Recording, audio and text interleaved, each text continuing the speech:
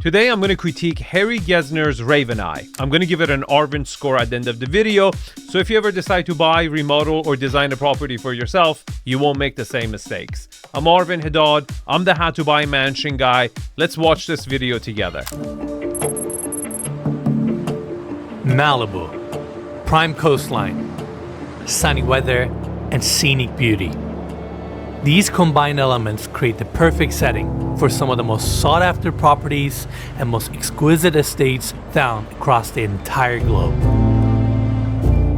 Perched atop its rolling hills stands a true Malibu icon, Ravenseye, an architectural marvel designed by the legendary architect Harry Gesner. And it's one of his most unique and boldest statements. I think it's his worst work. I'll give you two really good reasons why. I will talk about if he was a legendary architect, what I liked about him, and what I don't like about his style. So if you haven't subscribed to the channel, this is where I educate you on how to purchase a property that will have significantly higher resale value when you sell it, and what to look for flaws when you're looking at properties so you won't overpay for it. I just can't get enough of this home. Look at the frame that we're seeing right now. A trophy estate with 30-foot ceilings, curated decor, expansive glue-lam frame structure, and panoramic views from the mountains to the sea. It's a one-of-a-kind experience that will immerse you if you take the time to appreciate it. And that's why we invite you to join us as we tour Ravenseye. Cody, are we doing this? We're doing it today. All right, everyone, welcome to the Ravenseye. This is an incredible property. I'm beyond excited for today's tour, and we're gonna start here on the exterior. Look at this arch opening with all these glue-lam beams.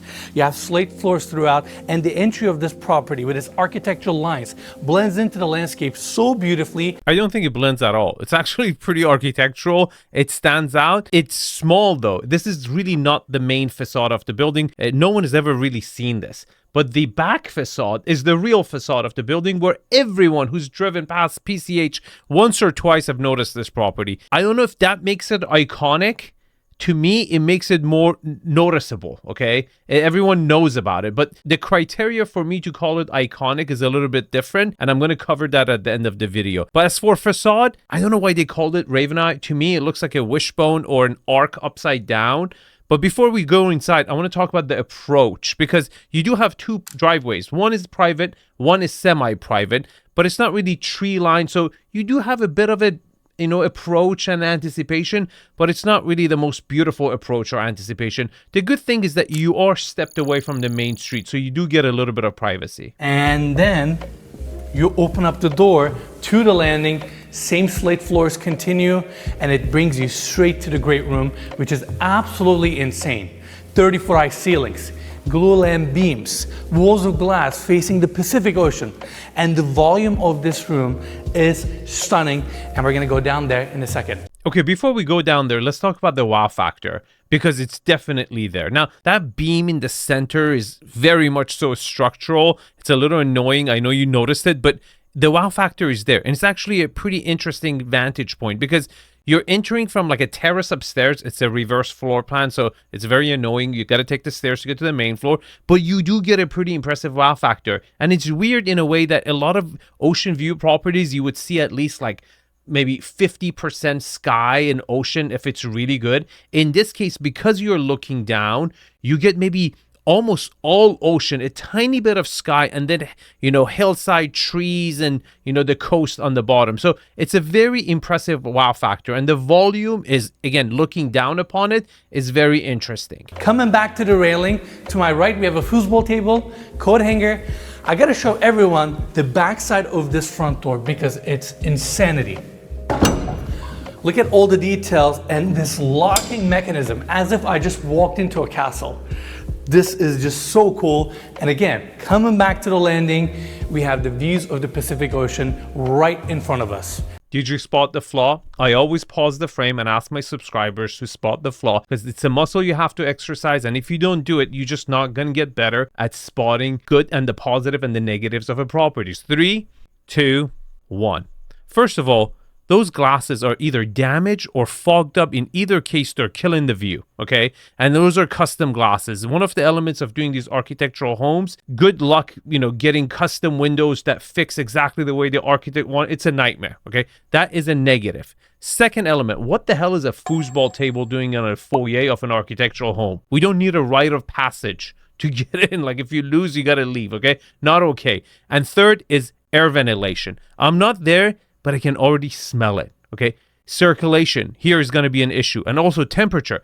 You're going to have hot air on the top, cold on the bottom. It's going to be a nightmare trying to adjust that perfect temperature, and that is another big negative of having these huge volumes on older properties that really don't have proper ventilation from the top, because it would architecturally affect the property, and they haven't put one. Imagine vents going to the top of the building. It just makes it look really ugly. It's going to be an issue for the whole property. Now I'm going to take the stairs so we can go down to the great room. It has an open riser design, curved railing. It actually widens out as it comes close to the landing, and voila. Welcome to the great room. I mean, look at this space. Seriously, the ceiling height, walls of glass, all these manufactured beams, the way it's framed, it's phenomenal, and we have so many different spaces to cover. First, let's come right in the center so we can check out this exquisite seating area. Gorgeous coffee tables with all these accessories and candles, couches and chairs, and I just love how mid-century modern they are with these stainless steel frames, and this aged leather looks so beautiful. Now let's go to the other side. We have another seating area here. Very redundant. If you're a follower or subscriber to the channel, you know this. 2 seating arrangements next to each other is not cutting it for me. I'm glad they had a piano on one side, okay? So it's kind of, you have one other element, but this, again, it's not ideal. I mean, look at the coffee table here. It's aged beautifully. Then you have your candles, books, your fireplace on the other side. And speaking of the fireplace, look at its design. The arch opening that we saw for the entry, they have the same arch here. It's all this beautiful brick, and the same brick continues on the floors, and it actually goes to the back walls as well. You have these really cool rustic doors opening up to the side patio, which then leads you to your backyard. And I gotta say, I'm almost overwhelmed with all the details and finishes in this house. And again, I'm really excited for our tour. Now, while we're here, let's cover the specs of this gorgeous home. So we have 3 bedrooms, 3 bathrooms, situated on a 1-acre lot, on the market for $14 million. And it has not sold. This property has been on and off the market since 2019. During the biggest boom, it has gone down as low as $9.5 million, and it hasn't sold. And that is one of the main reasons why I think this is Harry Gesner's one of worst works he's ever done. But there's another reason. But when you dig deeper to the history of this property, it gets even worse. You're going to find out later in this video. What do you think, Cody? You've been awfully quiet. I love it. It's like a French chateau meets medieval palace in Malibu. Well said. What do you mean, well said? What? Where is the French chateau? Okay, I see the medieval, like Gothic elements, arches, okay. But where the hell is the French chateau?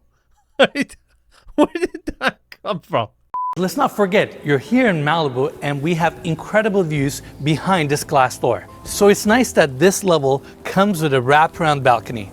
They have the same slate floors also here, glass railing throughout to take nothing away from these views.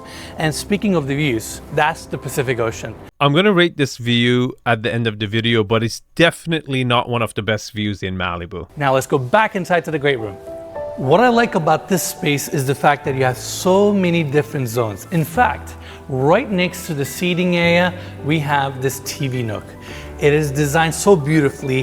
You have these massive beams framing the seating area with this leather sectional couch. Then on the other side, we have the TV unit. This is where you would spend 90% of your time if you buy this house. That whole grand, formal living space, when it gets sunny, you're going to get so much sun coming in. Temperature control going to be a nightmare to do. That's where you're going to spend 90% of your time in this house. And to me, in my book, it's criminal. If you design a house just for people on PCH to look at, and the owner who's sitting in the house can't even use the space properly and ends up sitting over here where he doesn't even see the back facade of the home because he has to send a drone out to look at it or hang a picture of his own house, is an issue, okay? I care in designs for me for a property to be iconic, okay, and majestic and beautiful and noteworthy. You have to at least get the livability of it right. On the other side, we have the staircase going down to the lower level where we have all the guest suites. Now let's take everybody to the other side where we have the dining room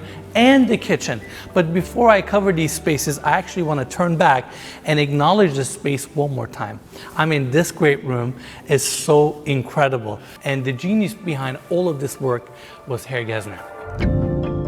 In the world of architecture, he was the maverick of Malibu. A self-taught designer who made his way on his own terms, unafraid to be out of the ordinary.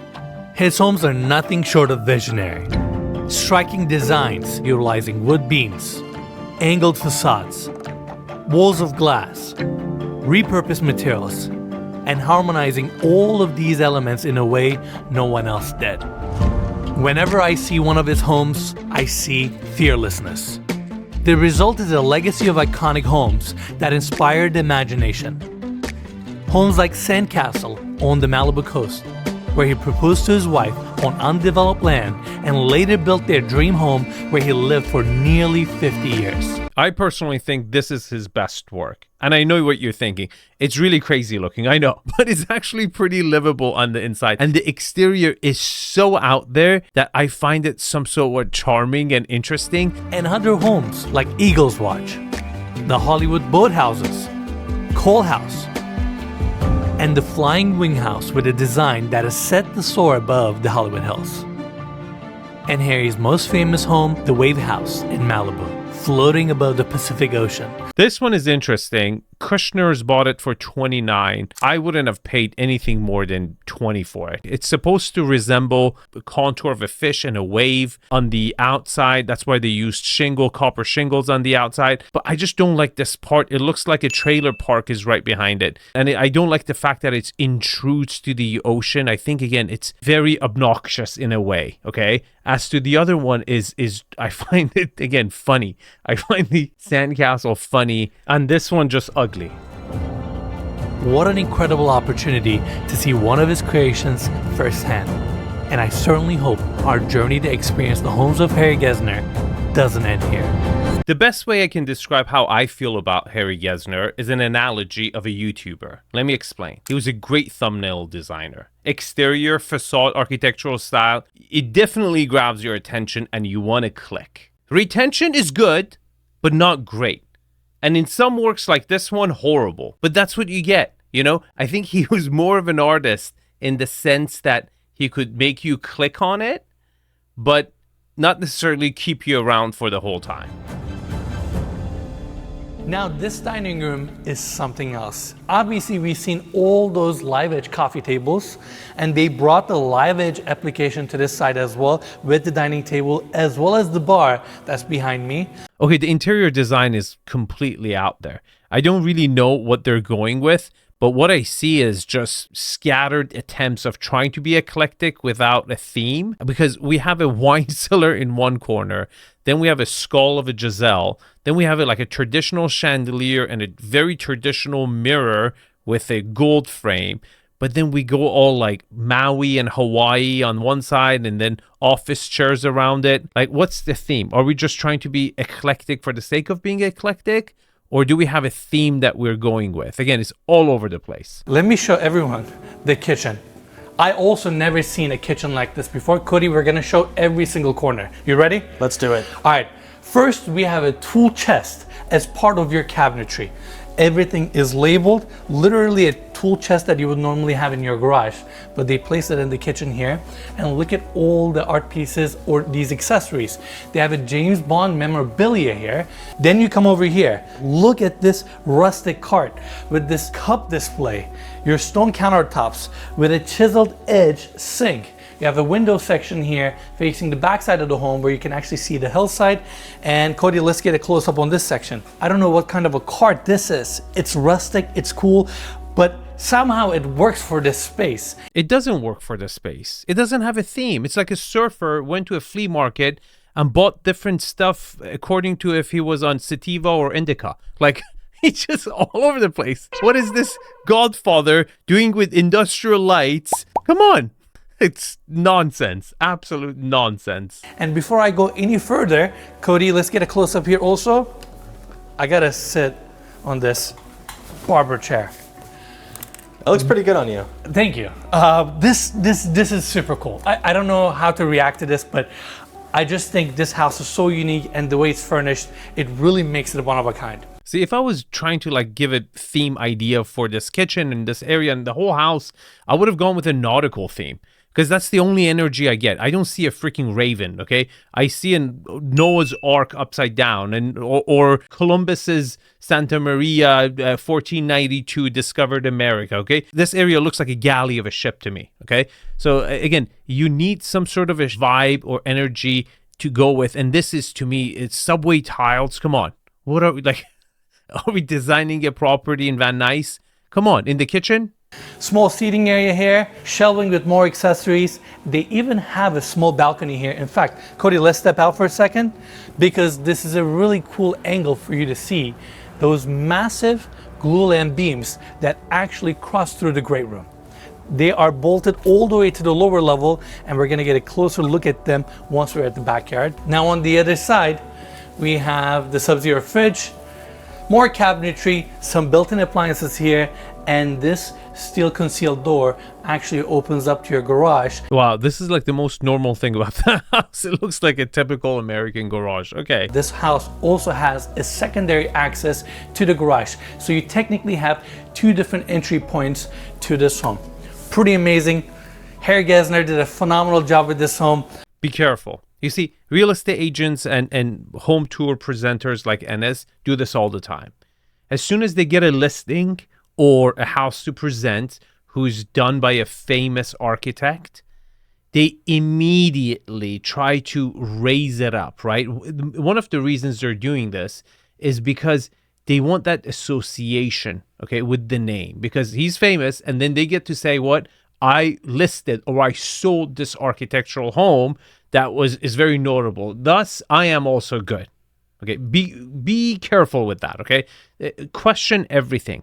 Question the architect. Study. If you're into architecture, you better damn right look at every single house that architect bought, how much it sold for, how much they bought it for, if it sold over the market, under the market, what's the pedigree, what is his best work, what are his worst work, all that jazz. Just don't take the word of the TV presenter or the real estate agent. They're all fluffing it up, okay? This is the channel where we don't fluff things up. So if you want to subscribe, you haven't already, this is a good time to do it. And if you want 12 months of support where I guide you, someone who has sold expensive properties, $20 million properties, $30 million properties, took the hand of buyers, and instead of trying to convince them to buy a home, looked at their face and tried to read their reaction, ask them question, why did you like this? Why didn't you like that? To understand what the buyers want, right? And digest that as a data point and use that. So when you're designing your property, remodeling, building your brand new construction, tell you what to do and what not to do so you have high resale value when you decide to sell it. Here's the link. Here's the QR code. You can sign up. If we're a good fit, I would love to work with you. But now let's go outside so we can check out that amazing backyard. This is an interesting place for us to start the backyard tour because I want to show this sculpture to everyone. This is not an interesting place to start a backyard because you have to take stairs to go down to the backyard. Whenever your backyard is not level with your living area, that's a negative. It shows that it's a slope lot. It's an inconvenient, okay? So pay attention. This is a slope lot. It says an acre lot. I doubt if it's more than 7,000 square foot flat. And that has to do a lot with the pricing and valuation when you're, judging a property like this. And looking down, we have this side deck area that is super cool. Also, on top of us, you can see these massive glue-lam beams. I mean, seriously, what an amazing space. Staircase brings you down. You have a nice seating area here. Bar on the other side with book-matched stone. You have the grill, cooktop, sink. There's an additional retaining wall here with planters. It's a really, really cool space where you can just enjoy the views and be outside. But for me, what makes this space so cool are these glue-lam beams. We saw them at the great room. Yeah, it looks like the rib cage of the house. I'm not excited about it. I don't think it's really significant. What you should really pay attention over here is the fact that the marble looks ridiculous for an architectural home. They should have used something that it's goes with the house, especially on the exterior, because these two materials are right next to each other. And the second thing you should pay attention that you're not even at the backyard yet. You're at the side yard. You have to go another step lower to get to the swimming pool. So it's really 2 levels lower from the main living area. If you have guests over, you have to go 2 sets of stairs. And guess what? As you go lower, the views get worse. Personally, they look incredible. I love them. In the past, when I was a contractor, when I was a developer, I actually used a lot of LVLs and glue-lams, and they are fantastic materials. Now follow me this way. Before we check out the pool deck, which is down below us, I actually want to bring everybody to the side. If this home, with its architectural lines, its pedigree, and its location wasn't iconic enough, they also brought a 1957 Airstream to the side of the property as a cool space to hang out. It's actually cool that it's the same year, like really Harry Gesner got famous, like 1957. That's when he did one of this most famous home. I think it was called the Cove property. That's where he really started making a name for himself. Horrible house, but he became famous after that one. Now, on the other side, we have the same staircase that brought us to the side deck, also brings us to the pool area. You have white plaster, mosaic tiles, your relaxing jacuzzi, some built-in seating on the other side. I like this built-in seating area, but again, we went with, gray marble. I would have taken this nautical. I really have. I don't understand the deviation from that on the outside. I guess it matches the color of the facade, but I don't even know if that was original to the house. But yeah, having a seating area built in over the pool that gets the partial view, it's kind of positioned so you would get the only view you can really see from this angle. So it's smart. There's also a staircase that takes you down to the lower level where we have this really open zen outdoor shower area. And there's also a deck that continues to the other side, which we'll see in a second. And I just can't get enough of this home. Its architectural lines. I mean, look at the frame that we're seeing right now. And while we're on this subject, I want to tell the story of this house really quick. It was built in 1997, and the current owner bought it in 2008. Now, when he acquired the property, it was looking a little bit different than what we're seeing today because the previous owners remodeled it to their taste. This is really important. Again, this is one of the reasons I'm telling you, I think it's perhaps his worst work because the second owner who bought it immediately changed it. Look, it renovated the house and then he tried to sell it and it took him a very long time to sell it. And then this owner bought it, immediately tried to rent it. He had a difficult time renting it and a very difficult time selling it. So even when it was renovated, it had a difficult time. Once it went back to original, it has a difficult time. The market doesn't like it. I wouldn't even Airbnb this, but if people could come and see it and enjoy it, and they would pretty much be obvious to them that like this is not really livable. And you got to find out why, because you haven't seen the bedrooms yet. Just wait. And with that, we're done with the pool area. Now let's go to the lower level so we can see all the guest suites. Now on this level, we have 3 guest suites, but before we cover those spaces, I want to acknowledge this open shelving design here with all the books, accessories, and memorabilia. It's like a nice welcome to the lower level. Now the first bedroom suite starts here. It's actually really spacious with polished concrete floors. The ceiling heights just dropped by 80%. It's extremely low ceilings here. Do you see what I'm saying? Like, he really messed up on the volumes over. I don't know if it was probably the worst one. That's the second reason why I think it's not worked. The proportions of the main room, and then you have this tiny cavity low ceiling of a TV room. The kitchen was horribly slammed, and then you have the bedroom again, the areas that you would actually be living are extremely low, and the area that it's for the show is extremely high. I really think the scale and the volume on this house is horrendous. It's really, really bad. Fireplace on the other side to warm up the space with a small seating area, TV above. You got a lot in this room. Now it gets better because over on this side, we have the full bathroom. They went with more darker tones in this space. You got to appreciate the polished concrete sink that's floating. Everybody repeat after me. Polished concrete sink. We appreciate you. Why? Why do we have to appreciate that? Dark tiles on the floors continue to this side where we have the walk-in shower, but to brighten up the space, they use these massive marble slabs to design the shower. You have your rain head above. With tile on top? What the hell happened here? Why does it look like this? Oh, they had some extra tile. Follow me this way. Back to the room. We have some built-in cabinetry on this side. That's your closet, Enes. It's not cabinetry. It's the, closet you have for this room. Pretty small. This door opens up to the side patio. Now with that, we're done with this section. Let's jump back to the landing so we can continue our tour with guest suite number 2. This room is so unique. This entire built-in section is made out of steel, and then we have the bed nicely recessed and in the center. I'm gonna go up there. I mean, it would be amazing to stay here overnight.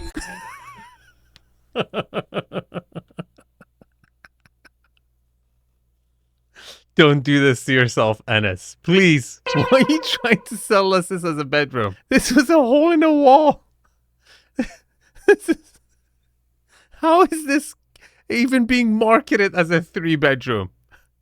Oh my God, this is ridiculous. Now next to me is the bedroom suite number 3, or the primary bedroom. Off of the entry, we have beautiful hardwood floors, small desk, sliding glass doors opening up to that wraparound balcony. Room gets great natural light, and the entry flows you straight to the bedroom itself. Of course, we have a massive king-size bed. Enes, are you sure this is a king-size bed? It looks like a queen to me, bro. I'm sorry. I think your eyes are adjusting from the last room. Everything looks big in this room. I don't even think you're doing this consciously, okay? I think you were cramped. You've got to release. Subconsciously, you think everything is bigger. I think that's a queen. Now follow me this way. We gotta check out this bathroom. Cody, stay right here because that's where we have the built-in tub.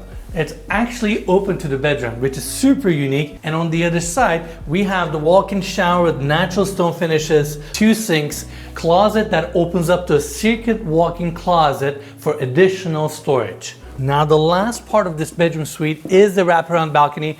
Cody, why don't you go out from the other side?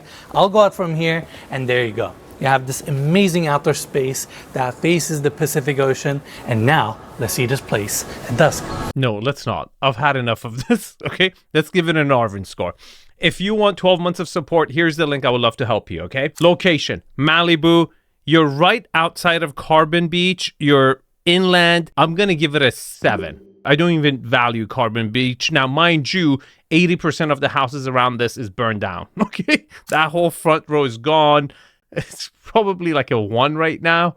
But again, it used to be a 7. Lot quality. It says 1 acre, but flat area of the property, I would put it, 7,000, 8,000 max on a good sunny day, okay? I'm going to give it a 6. Lot utilization. This is an interesting one because you don't really have a frontage, but you did have a private driveway. You do have decent side yards. The property kind of sits relaxed on the yard, but then you don't really have a backyard. That's like a terrace. There's like a hanging swimming pool underneath, like the property.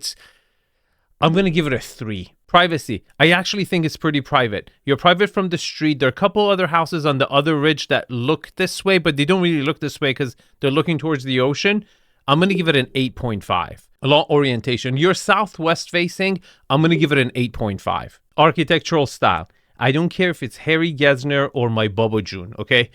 I'm going to give this a 3.5. I think it's his worst work. I don't find it architecturally beautiful from any angle. I don't find it at all usable. I think it has a ton of wasted area. I don't think it's significant at all. I wish he never actually built this one because it devaluates his better one. Views. It's not bad, but it's not great. First of all, you have to see PCH on your way to the view.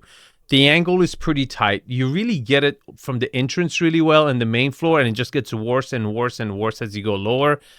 I will give it a 7.5. Layout. This is a weird one because you do have the wow factor, but then it's a reverse floor plan. Upside down, you got to come down. But then when you come down, it's pretty connected. But then you have 3 living rooms next to each other. No bedrooms on this floor, but then you have 3 bedrooms next to each other on the lower floor. But then one of the bedrooms was not even a bedroom. I'm going to give it a 6. Scale and volume. You would think because of that height ceiling, I would give him a big score. No. Because that was too high and the rest was too low, inconsistent.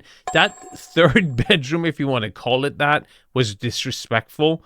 I'm going to give scale and volume a 4. Finishes. It was all over the place. You had brick, natural wood, concrete, marble, and then they tried to kind of hide it with this eclectic decor on the inside. It just did not work for me at all. I'm going to give it a 5. Here's the Arvin score. Now, would you like to see his best work, the sandcastle? Click on this one. I love this house. Really different, much, much better than this one. Thanks for watching, and I will see you guys in the comments.